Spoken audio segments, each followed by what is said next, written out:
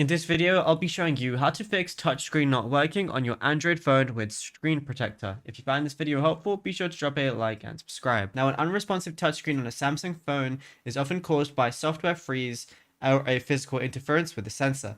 So, since you can't tap restart on the screen, you have to use the hardware override. So what you want to do is press and hold the volume down and side power buttons simultaneously and hold them for at least 10 to 15 seconds.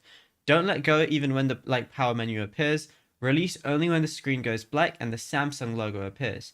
This cold boots the hardware and usually clears any software loops that were ignoring your fingerprint input. Also, sometimes the advanced ultrasonic sensors on the phones are extremely sensitive to debris. So remove the case or protector, because even if you have a tiny hair or anything like that, it could constantly touch, which prevents it from recognizing your actual taps. And also dry the port. If there's any moisture in your USB-C port, Samsung's safety protocol can sometimes disable certain hardware drivers, including the touch digitizer, to prevent a short circuit. And finally, unplug the charger if you're using any chargers and see if that works too. Now, if you manage to get the screen working but it feels heavy or slow, what we can do is go over to settings, scroll down and then until you find display. And then once you're in display, go ahead and scroll down to touch sensitivity. Once you go ahead and find touch sensitivity, go ahead and click on it and it's going to say increase the touch sensitivity of the screen for use with screen protectors.